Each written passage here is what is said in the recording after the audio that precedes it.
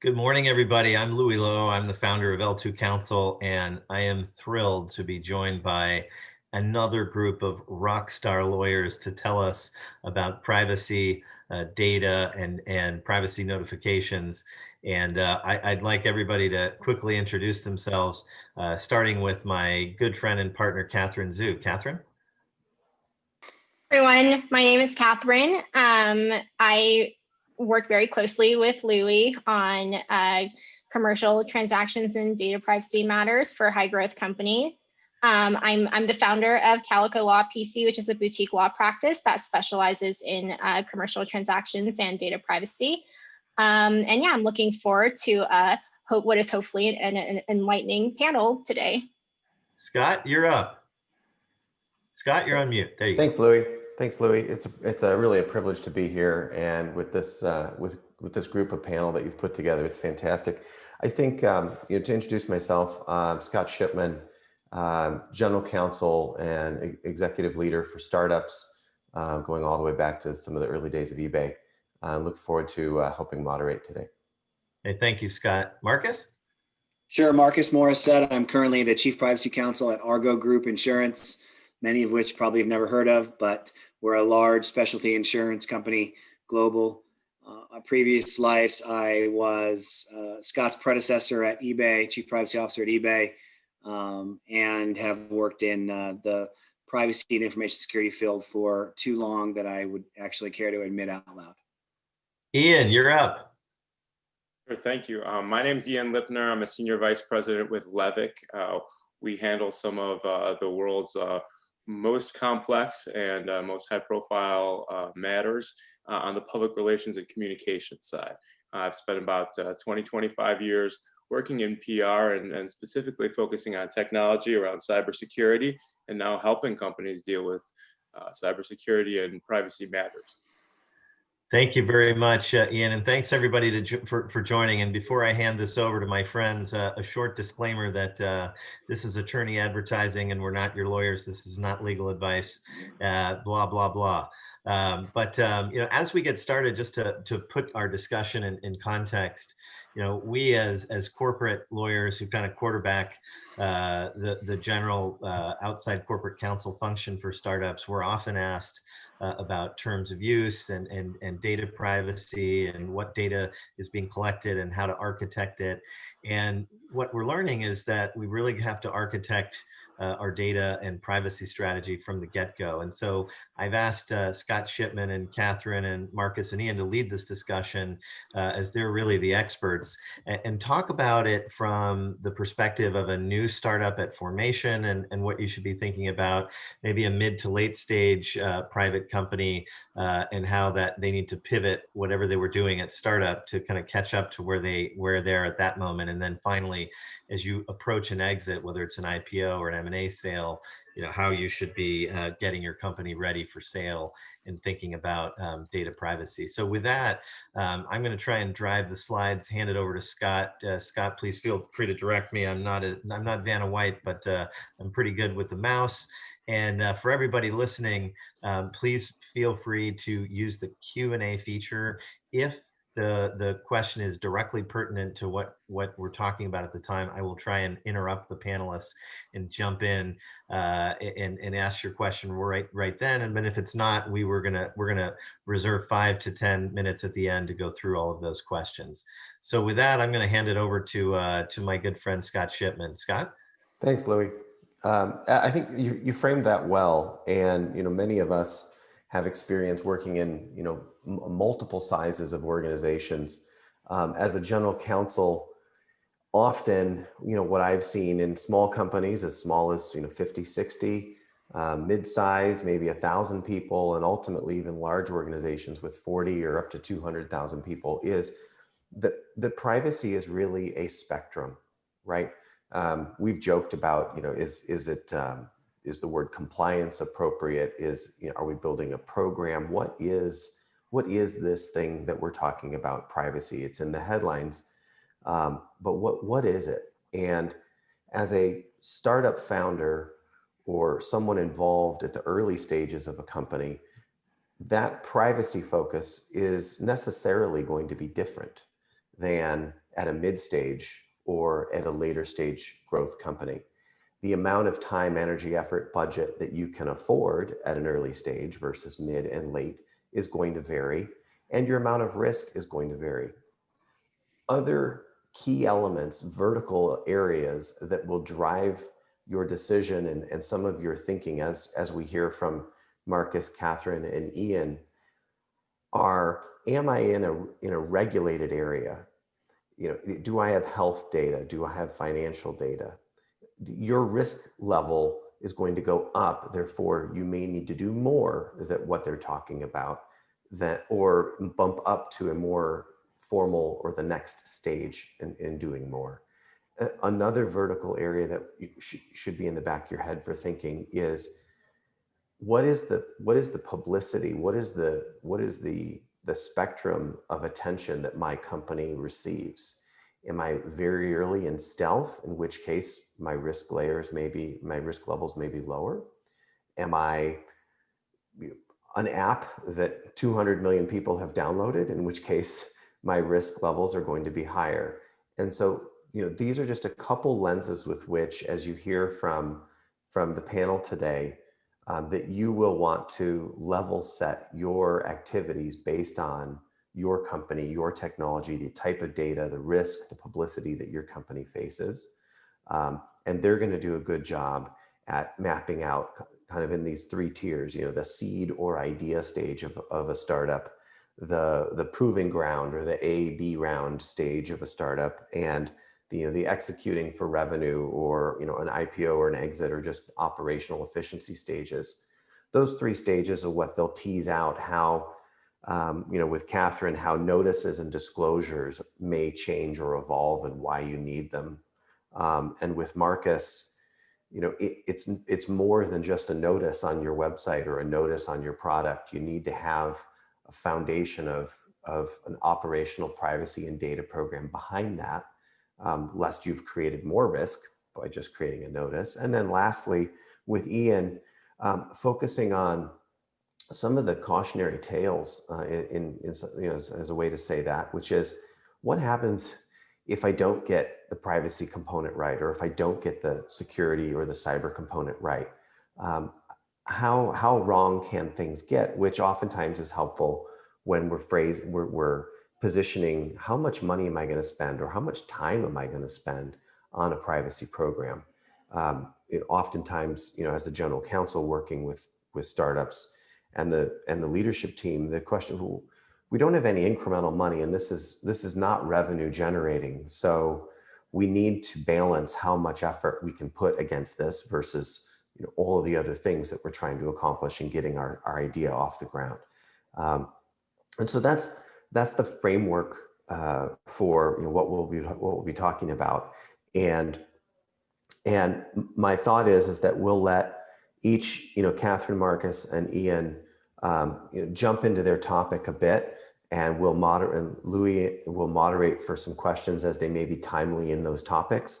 And then I've reserved a number of questions at the end should we get there and still have some time. So with that, Catherine, I'd love to turn it over to you and hear your thoughts on statements and notices and disclosures for those three stages of startups and what people should be thinking about.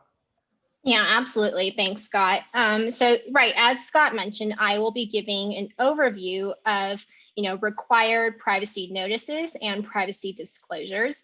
A lot of times these are legally required under applicable privacy laws, but I would say nowadays it's becoming just as commonplace for these documents to be expected from investors, from customers, and from other non-legal stakeholders. And I think it's also worth kind of echoing what Scott said, which is, external disclosures regarding your data practices. This is just one piece of the puzzle when it comes to a successful data privacy program. Usually the program is, more complex, more multifaceted, and hopefully, through this panel today, you'll be able to hear that from the different perspectives.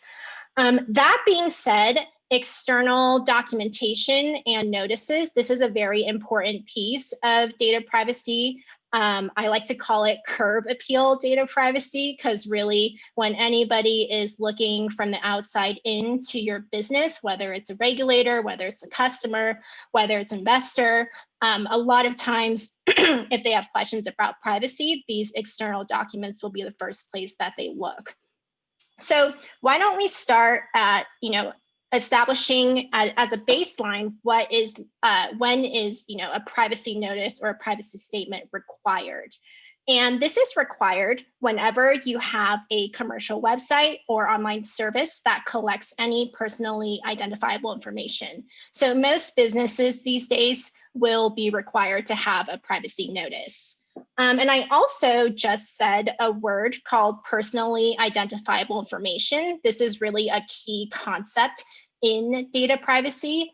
And so you're probably wondering, what is personally identifiable information, also known as PII?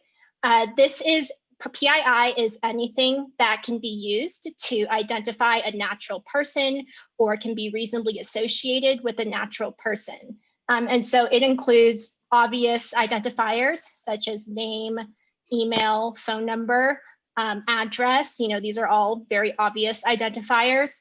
But it can also include non-obvious identifiers, such as IP address or unique device identifiers.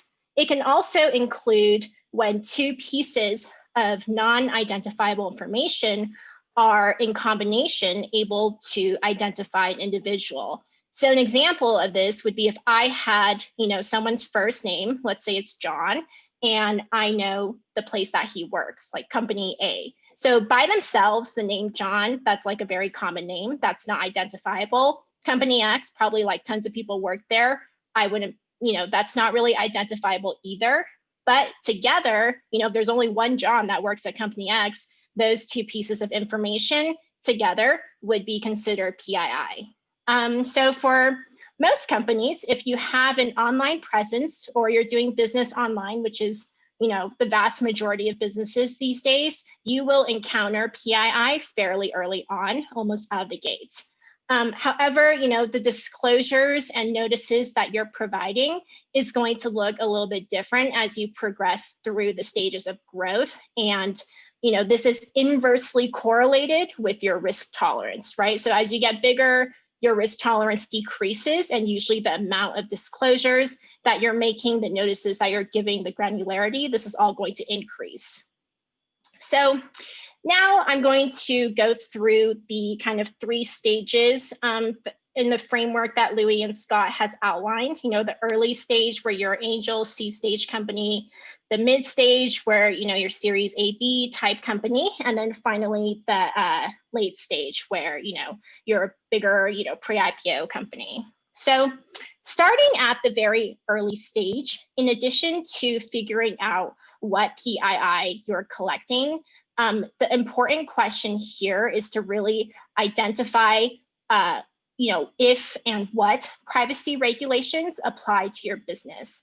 And because we don't have a federal privacy law in the US, a lot of times within the US, the privacy laws that would apply to you, if any, are going to be either industry specific or jurisdiction specific.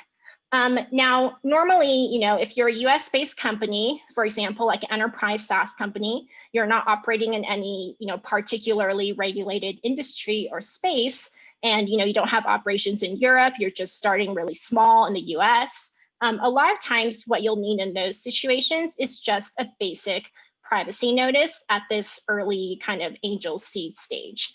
And the privacy notice really is a document. It's also, might have seen it called a privacy policy. It's a document that informs the public as to what you're doing with PII. And the key here is really accuracy and transparency into your data collection and data sharing practices. And it's important to not try to be aspirational in these documents.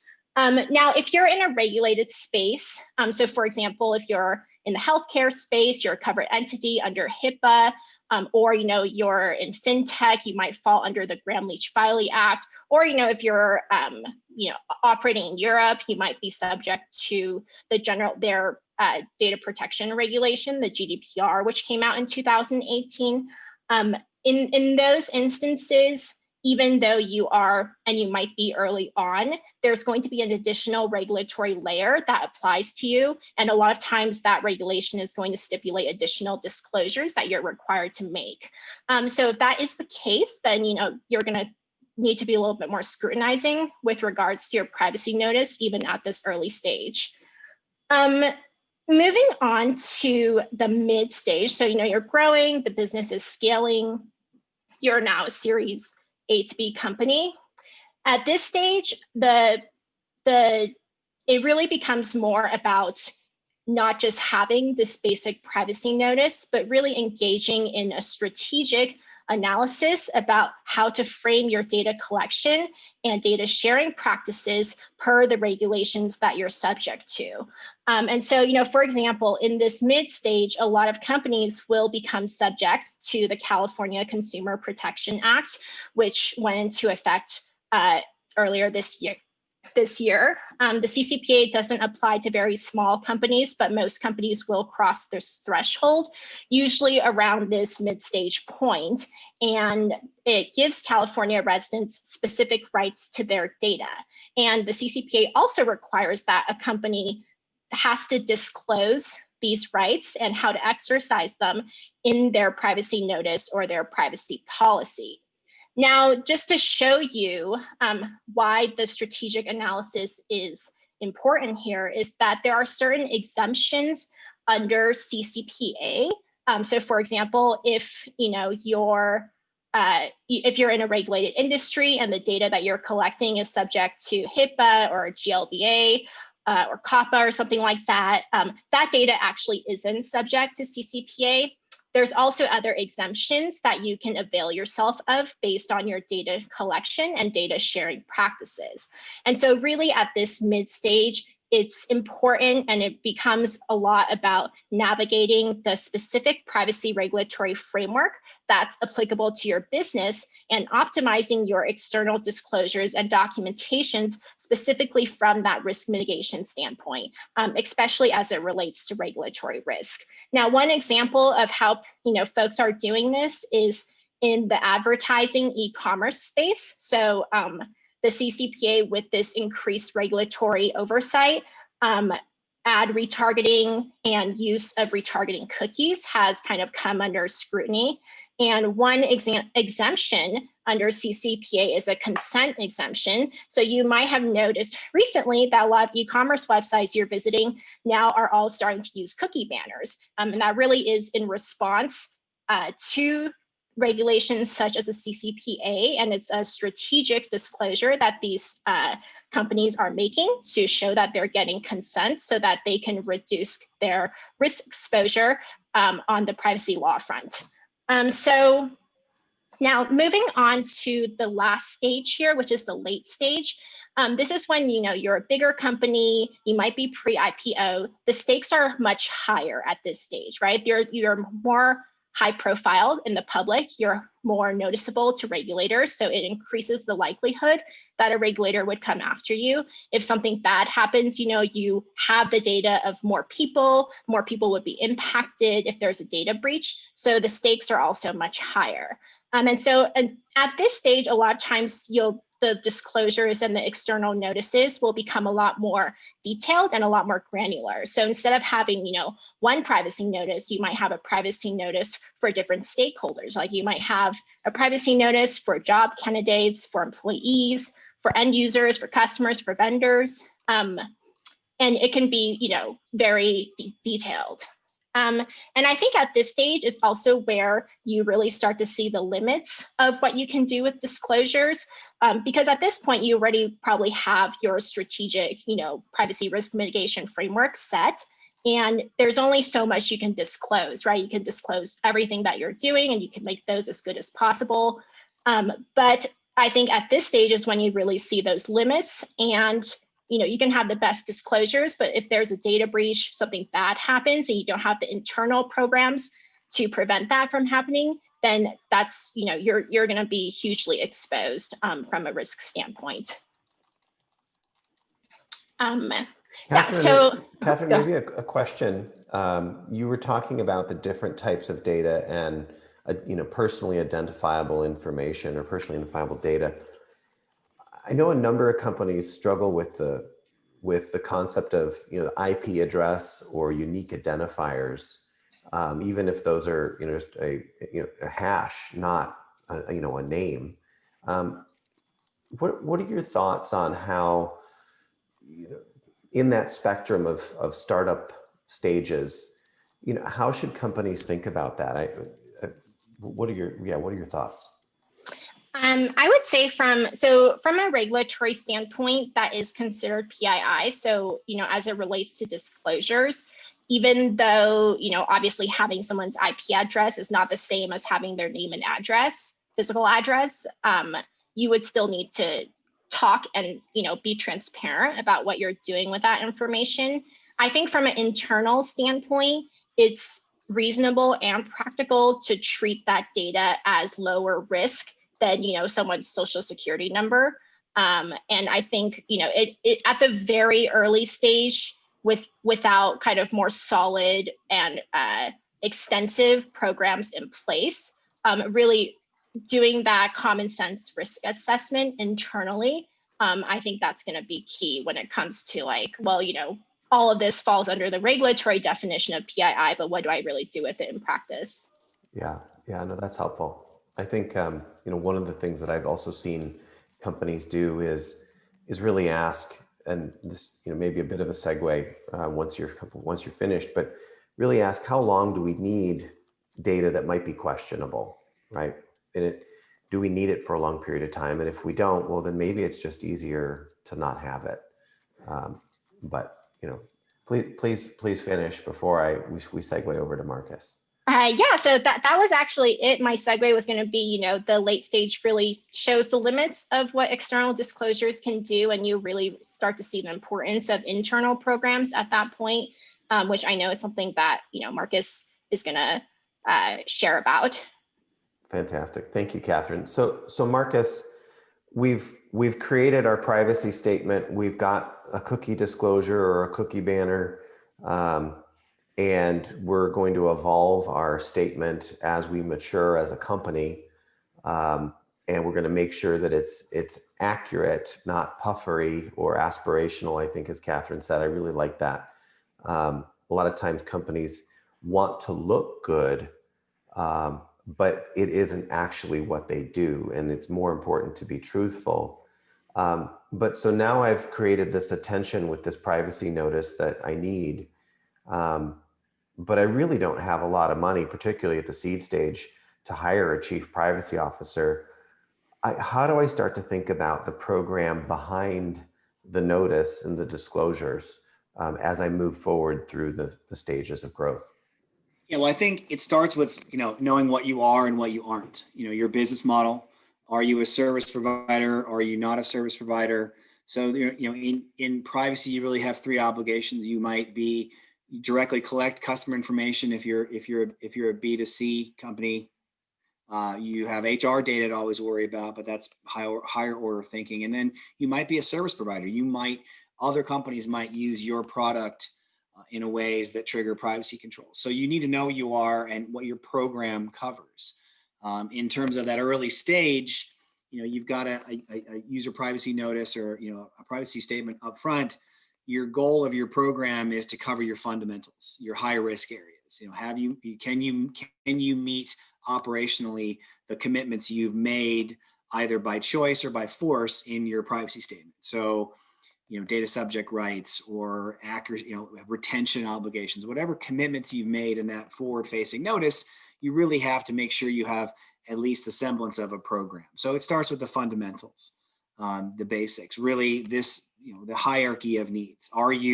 Most people focus on the information security, the CIA, the confidentiality, integrity, and availability of any personal information you have. Is it protected? Is it safe? That's a maturity discussion, not only from a consumer's perspective. This is what most people assume privacy means to them, that their data is kept secure, but most companies deal with this first. They deal with perimeter security and all the things you would think of. So I think that's your first order effect is, are you fundamentally protecting the data you have? And then do you have fundamental privacy controls around how you use it, how you might have to give, copies of it out, and are you retaining it? I think that next level, when you move to that next phase, now you're talking, okay, you've got the fundamentals in place. You've got an information security program that's reasonably, the laws talk about a reasonable security. Do you, given the data you collect, are you protecting it in a way that would be considered reasonable to the outside world? That next set is some of the more mature processes. Are you now subject to the CCPA or GDPR, where you've got this obligation to provide these additional rights? Are you now doing more complex things on your website with regards to cookies and marketing and trackers? So your business will probably be maturing. Your uses of data will probably be maturing, and you'll need to have even more mature program components in place to be able to say you can meet those obligations. It doesn't do any good to have what we call a shelfware privacy notice up, where you can't even say you meet at least the core fundamental commitments in there. In fact, it would be itself a violation of the FTC rules on fair or deceptive trade practices. I think here's where the concept of privacy by design also kicks in. What data do you need to be successful? What's your business model? What is it you're providing, and what personal information needs to be consumed by that business engine or whatever to be successful? And making sure that you're not collecting more than you need, or you're collecting things that have minor value but major impact. So here's where that fundamental thinking about privacy separate from information security. Why do you have the data? Who has access to it? How are you using it? Are you now disclosing it in ways that might trigger opt-out requirements? So I think— Marcus, a quick question for you. Sure. You said, really evaluate the data that you're collecting, and, don't collect what you don't need. We all know, because we're in the space, that the business response to that is, well, if I don't collect it, I don't know if I'm going to need it. Yeah. And when I'm collecting it, I don't have time to flush through immediately whether or not I need that for a long-term, later use in a future product. And so I want to collect it and I want to keep it until I don't know, until I don't need it at some date later on. What are your recommendations for people to manage that? I think we've seen that strategy fail. That was Facebook's strategy early on, was we can't limit our collection because at some point some really smart engineer might come up with some new use of that data, and we want to be able to exploit it.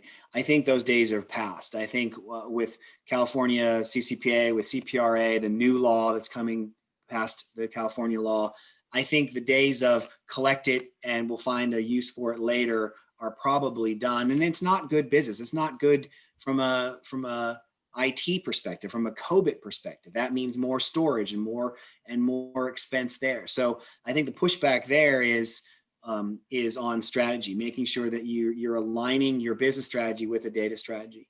And it can be a 3-year plan. It can be a 5-year plan. I'm not saying you can't collect, but certainly you don't want to collect something. And in some cases, you can't collect things if you don't have a legitimate interest or a legitimate business purpose for that data. So it's really not stifling business, but it's bringing discipline around your business and what truly you need to be successful. It's just a little bit of discipline early on in the process will benefit you in the long run, especially in an exit strategy like an IPO or some sort of other leveraged buyout. Right. So I hear you saying maybe in a lot of those digital to digital handshakes between vendors or service providers, or even just how a browser and a website interact, just taking a look and seeing, probably at an early stage, is there some data here that I just really don't need, and therefore I don't need to build a whole data table for this, because it's going to come in because it's passed, but it's going to drop and fall through the system. And at maybe a middle stage, you're advancing that and you're putting some rationale and reasons behind why you're keeping things, so that then when you're at a more formal stage and you need to justify that collection, you've done your homework in the middle stage and it's easier to do. Yeah, I think data, I've used this analogy for years. Data is like, radioactive material. It's an input, right? It's got value in, cesium-137's got a lot of value in the reactor when it's powering things, but it also has a negative value. You have to store it, you have to maintain it, you have to protect it. And the more you have, the more those obligations. So you just need to keep, it's a risk balancing test. Keep those obligations around the data you have, where you've collected it, who has access to it, who's using it for what purposes. Certainly, if you are now big enough or global enough to have triggered GDPR, you're going to have a fundamental requirement under the GDPR, under Article 30, to maintain at least a basic register of all of your processing activities and the data that goes with that. So as you move to that second phase, that discipline is going to benefit you not only indirectly as you meet your compliance obligations, but it's going to set you up for that phase 3, which is, okay, now we're really mature, we're potentially looking at an exit strategy or whatever it is. Have we operated the business in a way that we haven't created problems that don't need to be there? Right? Do we now have a bunch of data that's not really a valuable asset, or that we've collected in a way that we now can't sell because we had the wrong disclosure in the notice, or we didn't provide we'd get the right consents? So it's really maturing that data set along with the obligations, and assuming you're updating your notice kind of as these three phases go through, you're going to be adding more in as you trigger more requirements. So that phase 3 program really is where you move from, okay, you've got your core security, you've got your fundamental privacy in place. Now it's really fine tuning that data governance strategy and even that data strategy. What are we seeking to achieve? Are we going public? Are we going to get bought? Are we, what's our exit strategy, and how are we positioned to answer questions? Anyone's been through due diligence knows it's a bit under the hood looking, and you're going to have to answer a lot about the data you collected, why you collected it, did you collect it lawfully throughout its entire life cycle? It's like a colonoscopy, if you will, in terms of data. And you might as well not create problems that aren't necessary, or questions that might, I've seen deals go south because of problems with data sets. And so I think it's that privacy by design really to the next level. Now you've collected it. Are you encrypting it? Are you doing the things you need to do? When you come up with, like you said, the new use case, that creative engineer you hired to do some sort of new marketing campaign, are you now keeping in line with your obligations? So, it's from small to that large phase. You don't do everything at once, but you do things in layers and incremental, so that you're always building on looking at that next phase, looking at that next aspect of your program, and so that you've not built in problems where you didn't need to build problems, or spent money where you didn't need to spend money. Mm-hmm. So it feels like this is early stage, a stitch in time saves 9. Do a little work, document, and don't keep everything that might be extraneous. And as you move through, it's increase some of those controls, data map instead of just documenting, understanding your vendors, a little more formality in the middle. And then as you mature and have revenue worth protecting, really start to think about more of an operational privacy program.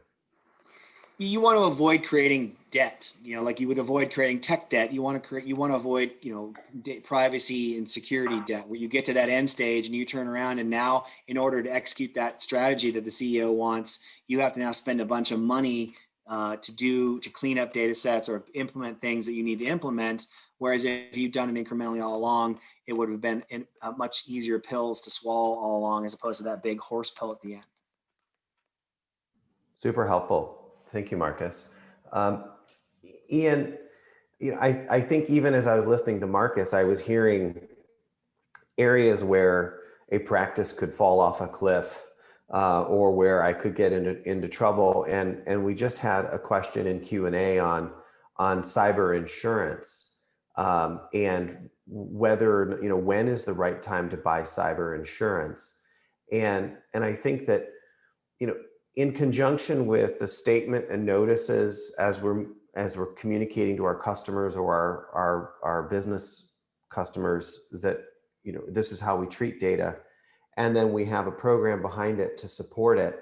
At the same time, what has to come hand in hand is an awareness of the assets, Marcus alluded to, this debt of an asset or, radioactive material, I think was another reference. We have this stewardship responsibility with the information that we now have, and failure to appropriately use that information and or protect that information creates some real challenges and real problems.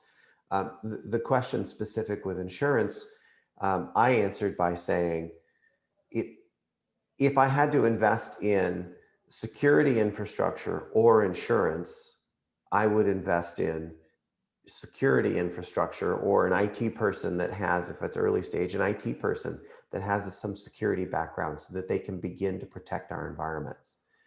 Ultimately, as we grow, I'd like to see that security program mature.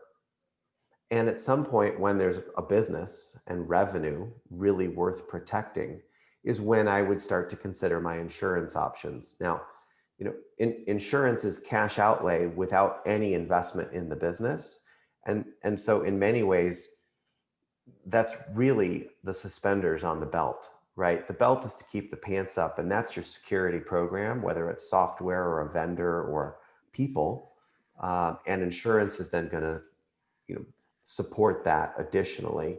But I think that what would be great to hear from you, Ian, is what are some of the stories? What are you seeing from a risk perspective on cyber, and how does that come hand in hand with privacy in the stages that we've talked about today?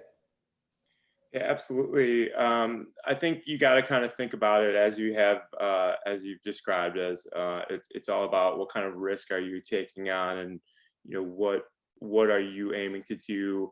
How important is data to the operational success of your organization, and go from there. But I will say that those who have cyber insurance are very glad they have it, because of the ubiquity of cyber breach. And I'm talking about all the way down to really small family-owned businesses that choose to actually close up shop rather than to try to survive it. We've actually taken in those kinds of matters and been told, what, we're gonna just close up business. But I also kind of look at it from the flip side, which is, everybody kind of looks at this as sort of a defensive measure, but I kind of, like to talk about it more around the concept of sort of space exploration, if you will. So if you know that you're gonna have to go for a very long journey, you're gonna need a big rocket, with a lot of payload, and you should invest in the fuel to make that entire journey, right? And if you're going to make some more aspirational moves, if you're going to be audacious enough to host platforms for other companies or change the way business is done, you need to have these foundations well in place. You wouldn't go on a spacewalk without a space suit. And so, these aren't defensive ways of looking at things. If we want to deliver new services to people so that we can, immediately see what we want and press a button on our phone and it's there in our front door, well, there's going to have to be new frontiers of privacy that we have to consider and what that means. But from a stories perspective, what I've seen come in on the other end when folks are dealing with hackers who have gotten hold of some exfiltrated data, or even insider threats where employees have accessed data, which isn't really a cyber issue as much as a privacy and fraud issue. It really kind of comes down to several things. First of all, like we talked about, getting your own house in order is really important. And if you're going to do anything new in the world, or anything that involves financial information, anything in the regulated industries, healthcare information, so on and so forth, then you have to have your own house in order. But also, looking at your partners and looking at and making sure that those that you opt in with are also not only maintaining those levels of cybersecurity readiness, but have also thought about the privacy issues that connect with their businesses and your business. The second area is sort of the custody chain of data. So when we're talking about startups get bought, right? And something that's on a server somewhere that was forgotten about still is inside of your organization's risk profile, right? So, and there's, for the really, large data sets, you have companies that are propping up like Wirewheel that can actually kind of use AI to go and figure out where your vulnerabilities there might be from a protecting privacy point of view and maintaining regulation point of view, maintaining step with regulation. When we talk about risk quantification, how can we decide how much to spend on cyber? It's not as much of a guessing game anymore. It's not just well, let's put lots of walls up anymore. There's even technologies out there from companies like Threat Connect around cyber risk quantification, where you can actually calculate the cost of a breach and put it in numbers or percentage of your revenue in order to make those decisions. So why can privacy be a differentiator? Well, because first of all, it can be an operational differentiator. Companies slow down when they are dealing with privacy issues and cybersecurity issues. You've got C-level executive focused on other things besides vision and operational success or anything aspirational. Second of all, you've got all the same kinds of risk around regulation and those kinds of things that we've talked about. But then you've got reputational risk, right? If you're a data security problem, that's going to create changes in your ability to sell in the future, to compete in the current marketplace. Your adversaries are going to come forward and point out those differences. So those things are still behind the scenes. But then look at a company like Apple.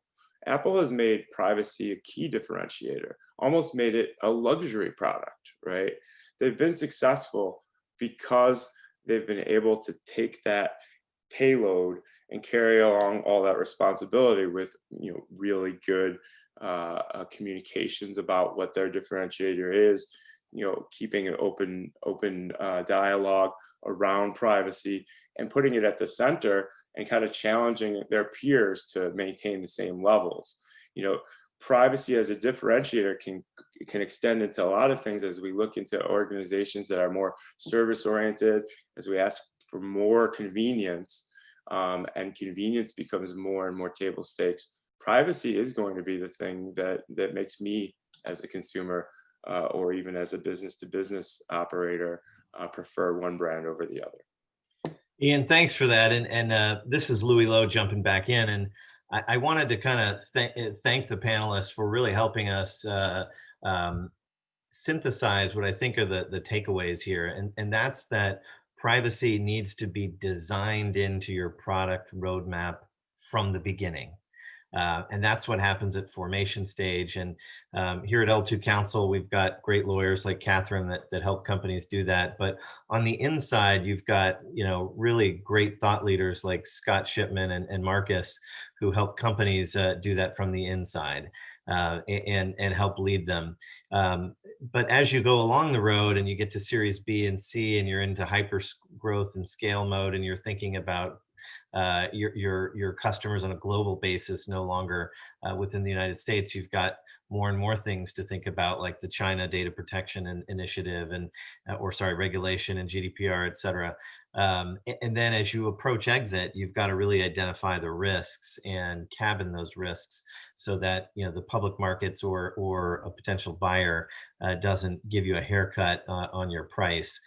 We've talked about data breaches being something that can really derail a business, and I know Ian and his team at Levick are real professionals, not only at responding to data breaches, but helping companies find what their differentiators are and build those into their communications and marketing teams and messages. And so I think that's a really relevant takeaway for the group on this call.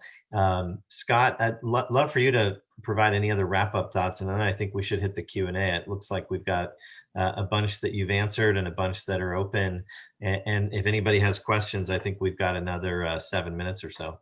Yeah, thanks, Louis. And that's, I think, one of the wrap-ups, one of the takeaways here is, as as an early seed startup, you don't have people, you don't have cash, you don't have a lot of resources. And that's the perfect time as the formation stage to do just a few simple things for privacy, right? Is to document, what is the initial product we want to create and what's the data that we need to do that? And that's going to inform the notice. And that's where you can work with, counsel, such as yours, Louis, to help put all that together. And it doesn't need to be a big, massive project. Then as you grow, A/B stages, you've raised some money. Well, you're going to have people, you're going to have some computers, which means you probably have someone helping you with IT. That's a great place to rest privacy and security in the short term and have them start to document some of the practices, some of the things that you're doing. And then as you grow and mature, that's when you'd want to dial up a practice and a program with, either your inside legal team or leveraging, more support from an external firm. And, we've got a couple questions here that we've answered. Thank you for people that have been using the Q&A feature. I have a quick question for Catherine, which is, and since we're in the lightning round here, if we can go with some quicker answers, I think that'd be helpful. Can't I just copy a competitor's privacy policy and use that? Isn't that good enough? So yeah, I could definitely speak to this. So I think this is actually what does end up happening, and it's not advisable. Like a smaller upstart will potentially look to a larger, more established player in the same business as they are, and kind of copy their privacy policy because it looks very good and well organized. And this is where, we really run into a situation where you have an aspirational privacy policy.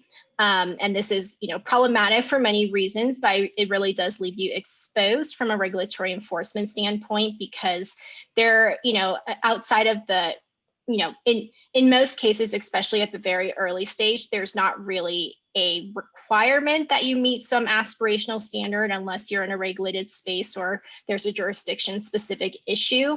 But if you have a privacy policy that, you're saying you're doing something, but you're actually not doing that, that can be the basis for an enforcement action from the FTC for unfair and deceptive trade practices. And that's not, that's not where you want to be. So I would not advise it unless, you're doing exactly what that other company is doing. Yeah. And so, so if I can't go copy my competitors, do I grab a template somewhere? What do I do? I think for the templates at the very, very early stage, especially if you're just a US-based company, you're not in a regulated space, and especially if you are a SaaS company, there are actually good templates out there for the privacy policy. I don't know if that's right to say as a lawyer, but yeah, it could work. I mean, I would still have a legal counsel review it. Just to know, like, is this a quality template? You never know what you're getting. And is it accurate to what I'm doing, right? Because the accuracy issue persists. And, there could very well be a template out there that is accurate to your business. And I will say for SaaS companies specifically, there probably is, but I would still get legal counsel to look at it. Yeah, and then maybe just a follow up on some of the disclosures. If I'm integrating with third parties, subscription gateways, payment gateways, there's a host of third parties. Do I need to change my privacy statement every time I integrate with a new third party? How do I manage that? So it really depends on who the third party is. If you're integrating with like Stripe or a payment processor or a service provider, typically if you already have a disclosure in your privacy policy, you probably don't, you can make it more detailed, but you don't have to add a new disclosure. If the third party is, sometimes the integration, if you are yourself a service provider and you're receiving like end user data from your customer through that integration, that data collection would be governed by your customer's privacy policy. But, I've seen what is more common now for service providers to include that detail in their privacy policy, just so the end user is looking at their privacy policy, they know that it's the customer's privacy policy that's governing that data collection. So the answer is it depends like who the third party is. Like if they're a service provider, if they're a customer, if they're somebody else, it will impact whether or not you have to disclose. Awesome, helpful. Hey, Marcus, one of the things I know you've got familiarity with is, the tracking and following the myriad of regulations, privacy regulations, and or even advertising or cookie regulations as they've evolved. But startups can't, we're not going to hire a regulatory affairs person when we've got a team of 4. How should startups think about following all the different regulations and privacy that are coming down the pipe? Should they even bother to follow them? What are your thoughts? Well, again, it gets back to that business model. What are you doing, and are you even triggering those? Just because they're out there doesn't necessarily mean you're triggering them. So I think it's knowing what you are, and then potentially picking high watermarks and a standard that meets as much as you can. This is early stage and even mid stage. This is risk management much more than it is compliance. So what are you doing? How important are those activities to your core business, and what's your regulatory impacts? I don't think there's as many as some privacy lawyers would want you to believe there are. Privacy Lawyer Full Employment Act, but I think it's finding that high watermark that works for your business. So if you can run a business and be completely aligned with GDPR, great, knock yourself out, right? It's where those deltas that impact your business. So I think it's relatively, there's a lot of free comparison analysis out there. If you Google comparing GDPR and CCPA, there's 5 or 6 sites you can go to right now that show you the differences. So I think you can rely on some public information, but find some fundamentals that work for your program and stick with them. Yeah, awesome. We've got a question in the Q&A that is a multi-part. I'm going to attempt to summarize it here briefly. I think what we're talking about is unique identifiers and device unique identifiers. And that I think that there is a stigma that, a unique identifier is risky. I would say that they're not. It depends on your business. But the question is, if you get explicit sign off from your customers in advance with the qualification that the data can't be protected, in other words, you're asking for consent that the information can't be protected. And then the question is, does that adequately cover your bases? And the stage that we're talking about here is a stealth startup. Does anybody want to care to jump in on that, or I'm happy to if no volunteers. All right, I'll start and we'll see what happens. My read on this situation, the first thing that I look at is that this is a stealth startup. And so immediately my thought process here is that the risk is lower. However, I wouldn't want this to be the long-term plan, right? In my business model, I would be recommending, or as counsel, I would be recommending that we need to solve for this. We wouldn't want to have this data be unprotected as our business model. That probably would not be advisable. However, if we're really testing and pioneering and doing A/B exploration on what type of product we want to create and just get some initial customer feedback, and therefore we've got almost in essence a waiver, and it's a small subset of people, I could see how you could minimize the risk in that type of a scenario. I don't recommend doing it without visibility and just doing it, unless you're talking about family and friends are testing your product. Outside of family and friends, being nefarious, not disclosing what you're doing is always going to be worse than disclosing what you're doing, being transparent and telling someone, hey, we're brand new, we're trying something out, we want to see if there's traction, and if there is, then we'll build all the bells and whistles into it. I think that's a much better story. So hopefully that and we're getting some feedback that that was helpful. So Yeah, success. Scott, I would say my 2 cents are, don't get fixated on this whole consent CCPA. I think there's a lot of bad advice out there, to be honest with you. Certainly if you're not subject to CCPA, that's a huge thing. But even if you are, there's a lot of, like, you look, Catherine mentioned a bunch of cookie banners. There's a lot of bad banners out there that aren't consent anyways. And so don't get fixated. Notice is fundamentally different than consent. Being clear of what you're collecting, why you're collecting it, and your uses, and being consistent with that in the US will go a long way. When you start getting into consent mechanisms and stuff that you may or may not need, that's pretty complex stuff. And I think there's a lot of bad advice out there right now on that area. Thanks. Louis, back to you. I wanted to wrap up and thank everybody for joining. On this slide. You'll see contact details for the folks here who have really given us a lot of great advice and things to think about. So please, for those of you in the audience, feel free to reach out to Scott, Ian, Marcus, Catherine, or myself, although I'm not the expert on privacy by any means. We will be circulating a copy of the slides, as well as posting a playback of the webinar on our YouTube channels in the next 24 hours. Thank you so much. Look out for our next webinar next month on accessing the U.S. markets from abroad and accessing the non-U.S. markets from home. Thanks everybody for joining, and thanks to our panelists. All the best.